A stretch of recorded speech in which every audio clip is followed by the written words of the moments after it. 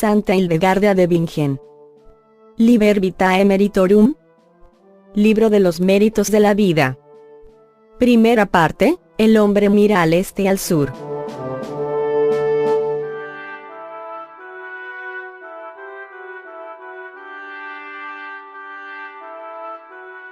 La primera imagen. La primera imagen tenía aspecto humano y el color como un negro de Etiopía. Estaba desnudo y tenía sus brazos y piernas alrededor de un árbol enorme con muchas ramas, lleno de toda clase de flores diferentes. Cogió las flores y las sostuvo en sus manos diciendo: 1. Palabras del amor mundano. Míos son todos los reinos del mundo con sus flores y ornamentos. ¿Por qué debería yo marchitarme cuando tengo toda esta fuerza vital en mis manos? ¿Por qué debería envejecer cuando podría florecer en el frescor de la juventud? ¿Por qué debería convertir en ceguera mi hermosa vista? Si esto pasara, yo debería avergonzarme. Disfrutaré mientras pueda de la belleza de este mundo, quiero abarcarla con deleite. No sé lo que es la otra vida, y las fábulas que oigo no significan nada para mí. Apenas terminó de hablar, el árbol se secó hasta las raíces y se precipitó en las tinieblas de las que he hablado, y la figura cayó con él. 2. Respuesta del amor divino. Oí que una voz de la nube tempestuosa respondía a esta imagen: tú estás en la mayor ignorancia si crees poder tener la vida plena en una chispa de ceniza. No buscas una vida verdadera donde no se marchite la belleza de la juventud y no la desgaste la vejez. ¿No tienes luz? Estás rodeado por una niebla negra y te precipitas como un gusano en el deseo del hombre. Vives solo un momento y te secas enseguida como el heno, y así caes en el lago de perdición con todo lo que abarcas entre tus límites, como lo que tú llamas flores. Sin embargo, yo soy una columna de la armonía celeste. Doy todas las alegrías de la verdadera vida. No rechazo la vida, pero aplasto lo que la perjudica, por eso para ti solo tengo desprecio. Soy el espejo de todas las virtudes en el cual todo creyente se examina claramente, mientras tú corres por los senderos de la oscuridad, y tus manos solo producen rebeliones. 67. El amor mundano, su comportamiento y su sentido. La primera imagen representa el amor mundano, porque el antiguo seductor, infundiendo en los hombres ya desde su origen el amor por las cosas del mundo, también los induce a todos los demás vicios. Tiene aspecto humano y el color es como el de un negro de Etiopía, ya que, completamente envuelto en los deseos de la carne, no desea tener ningún resplandor ni ninguna luminosa belleza. Está desnudo. Tiene sus brazos y piernas alrededor de un árbol enorme con muchas ramas. Significa que no lleva puesta ninguna ropa de santidad, sino que con sus trabajos y con su conducta aprisiona la fuerza de la vanagloria que tienen ciertos vicios, tal como asoman sus ramas. Y este árbol está lleno de muchas clases diferentes de flores, porque en la vanagloria y en los vicios que nacen de ella, se encuentran todas las vanidades de todas cuantas vanidades se extienden por el mundo. Coge la mayor parte de estas flores y las sostiene en sus manos, es decir, en sus mismas obras lleva consigo todas las vanidades del mundo presente con los deseos impuros, ya que cuando el hombre reflexiona sobre las vanidades en el amor mundano, él desea cosas, y cuando las encuentra, con gran placer, como con la referida variedad de flores, las atrae así según su propia voluntad, tal como este vicio deja comprender con sus palabras. La raíz del árbol se seca y el árbol cae en las tinieblas antes mencionadas. Cuando el árbol se cae, esta imagen también cae en las tinieblas con él. Esto significa que la vanagloria falla completamente, y va a acabar en la oscuridad de la incredulidad donde se encuentra el diablo. Junto con la vanagloria también caen, sin poderlo impedir, los que quieren el mundo y desprecian la vida eterna. Pero aunque la vanidad caiga, sin embargo no cree que haya caído, porque se ha atado tan fuertemente a las cosas mundanas que no piensa para nada en las cosas celestiales. El amor divino le responde, como antes se dijo. 76. Penas de purificación de las almas de los que pecaron de amor mundano, razón del castigo. Entonces vi una muchedumbre de espíritus malvados, a quienes el celo del Señor con justo juicio había echado del cielo y a quienes Lucifer llevó consigo a su lugar de castigo. Esta muchedumbre se extendió entre los hombres de la tierra, y aumentó la iniquidad entre los hombres. La muchedumbre de estos espíritus es tan grande que no puede ser contada y nadie lo conoce, excepto Dios. Estos espíritus esparcen múltiples adversidades entre los hombres, de modo que cada uno de ellos pone acechanzas y emboscadas en función de sus características para atrapar a los hombres. Algunos de ellos proclamaron a grandes voces que Lucifer no debería estar sujeto a nadie como Señor.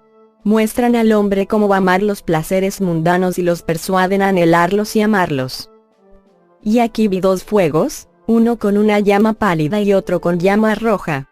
El que tenía la llama pálida no tenía ningún gusano, pero el que tenía la llama roja estaba lleno de gusanos. Algunos parecían pequeñas serpientes mientras otros tenían morros puntiagudos y colas afiladas, pero todos carecían de patas.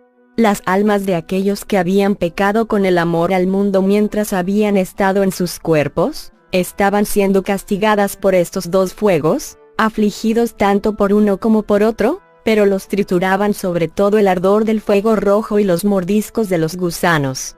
Las almas de los que habían sido incesantes en su amor del mundo estaban afligidas sobre todo por el fuego pálido, y las almas de los que se habían entregado completamente a su amor del mundo estaban castigadas por el fuego rojo. Y las almas de aquellos que en el deseo por las cosas del mundo asumieron, en su pérfido modo de hacer, dos actitudes hipócritas, de modo que habían elogiado lo que los disgustaba y reprobado lo que les complacía, como si tuvieran que soportar lo que, por otra parte, hacían libremente, estaban atormentados por los gusanos que tenían la forma de serpientes.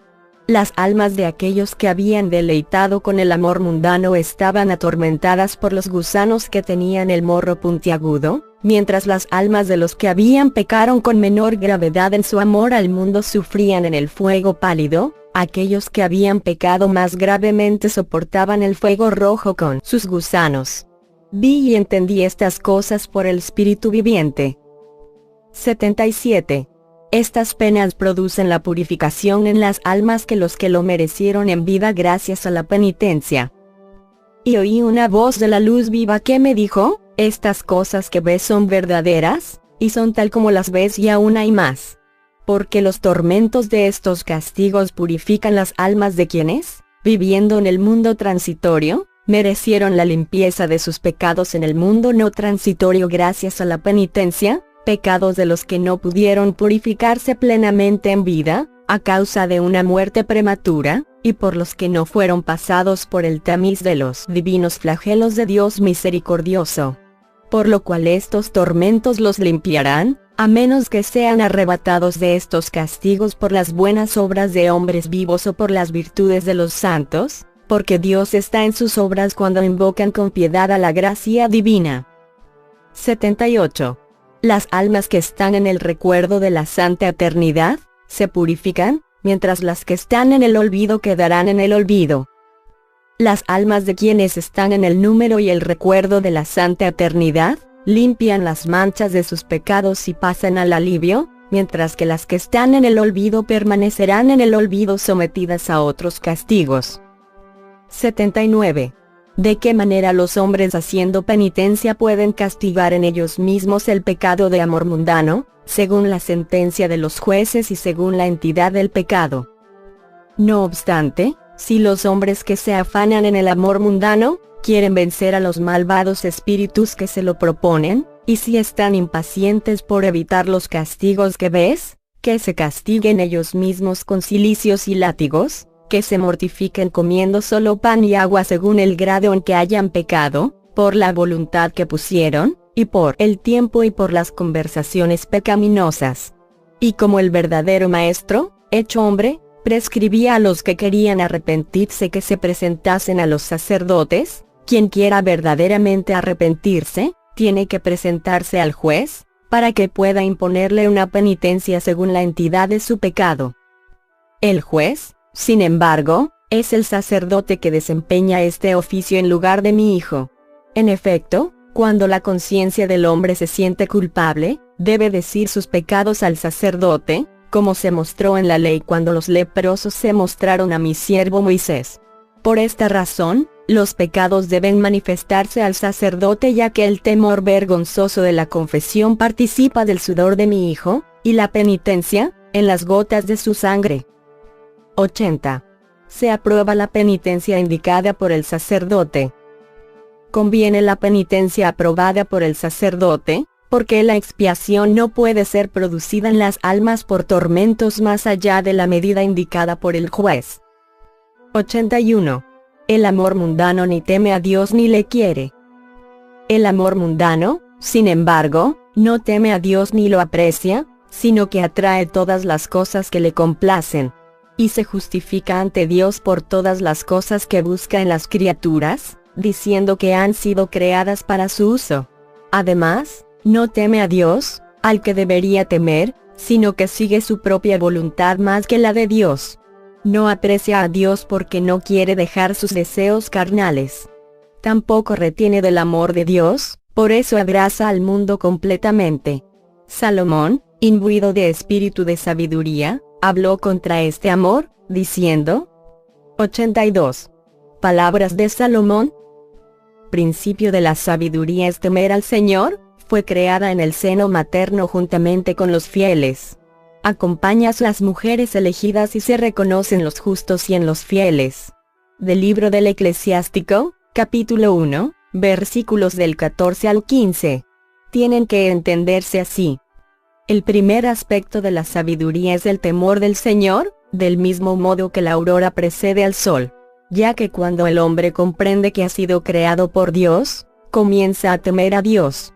Lo que se teme se honra, lo que se honra se ama, y si se ama justamente, también es honrado justamente. Por lo tanto, quien sabe que procede de Dios, que sea fiel en sus obras y tenga fe en Dios para que Él lo salve, pues la fe es la protección para el santo. Afánese en merecer ser salvado. Y haga esto en la fe, donde la sabiduría encuentra cumplimiento. Ya que el hombre está envuelto en sus pecados, trate con sabiduría cómo alejarse de ellos y arrancar de ese aquel enredo de vicios que tienen la vista, en el oído, en el gusto, en el olfato y en el tacto, igual que un artesano lima sus moldes hasta el tamaño correcto. ¡Oh, qué grande es la sabiduría! Por eso el hombre empieza a actuar contra los derechos de la carne con el temor que nace de la sabiduría, para hacer lo que sea necesario para renunciar a aquellos pecados que podría cometer. Y así en el santo se forma la fe con estas obras, con la sabiduría del temor de Dios y con ella las realiza todas. Del mismo modo, la sabiduría hizo bien todos sus trabajos al principio de la creación. Pero el temor del Señor también habita en las mujeres santas elegidas, ya que Dios creó a las mujeres de modo que le teman a Él, y respeten también a su marido. Por eso la mujer siempre debería ser tímida. Ella es casi como la morada de la sabiduría, ya que en ella se cumplen acontecimientos de la tierra y el cielo. En efecto, por una parte el hombre procede de ella, por otra parte, se manifiestan en ella las buenas obras con el pudor de la castidad.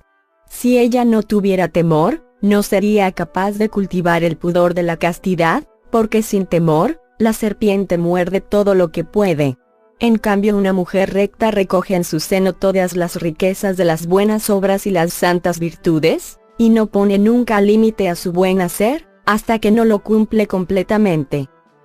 Así que, el temor del Señor acompaña a las mujeres electas que fueron elegidas por santidad y justicia, ya que las virtudes actúan en ellas. Con justicia, el temor del Señor está también con quienes en todas las ocasiones cumplen la ley y los mandamientos de Dios, y en los fieles que abandonan su cuerpo y el mundo por causa de Dios. Y se encuentran los grandes milagros de los fieles, que con obras buenas y santas resplandecen en todo el mundo como el sol. Sin embargo, no pueden hacer estas buenas obras sin temor del Señor, pero gracias a Él las realizan en la fe. En cambio el amor mundano no tiene ningún temor del Señor. Estas cosas se han dicho a propósito de la purificación y la salvación de las almas de los penitentes y son dignas de fe. Quien tiene fe lo considera cuidadosamente y lo recuerda para hacer el bien.